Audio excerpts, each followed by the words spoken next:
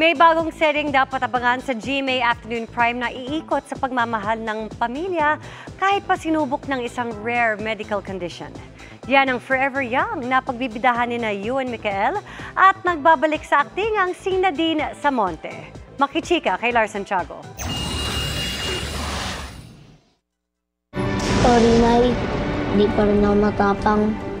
Matapos magpamalas ng galing sa pag-arte sa big screen. Sa telebisyon naman ngayon magpapaiyak ang kapuso phenomenal child star na si Ewan Micael. Unang TV series ni Ewan ang upcoming GMA Afternoon Prime show na Forever Young kung saan siya ang bida. Ito yung una na bida sa teleserye. Sa tingin ko po merong iba pero parang anak ako ng bida. Makakasama niya rito ang sparkle actress na si Nadine Samonte na big acting comeback ang show. Sobrang natuwa ako sa GMA kasi nabigyan ako ng chance na mailabas ko yung acting ko. Ito, masasabi ko dito, talagang binigay ko yung best ko talaga.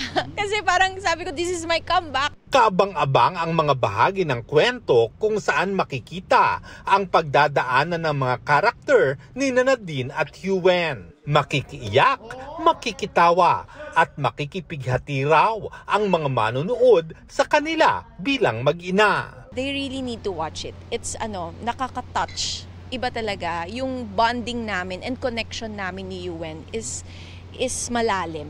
Kapag po kasi iyakan, pareho po kami iiyak. Magtutulungan lang po kami para umiyak.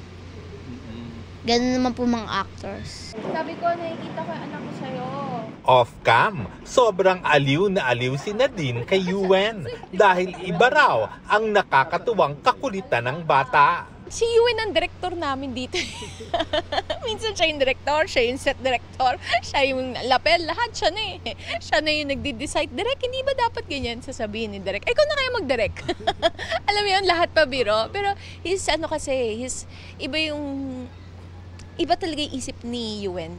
Hindi siya isip bata eh. Sobrang matured niya mag-isip. Kasama rin nila sa series sina Chando Romero, Michael De Mesa, Yula Valdez, Alfred Vargas, Althea Ablan, Yasser Marta, Matt Lozano, Bryce Eusebio at James Blanco. Abangan niyo po ang Forever Young. Ma-excite po kayo. Nakita niyo naman po yung ibang movie ko, Siyempre, ganalingan ko din po dito. Panoodin niyo po to. Sigurado ako. Magugustuhan niyo to. Lars Santiago, updated sa showbiz happening.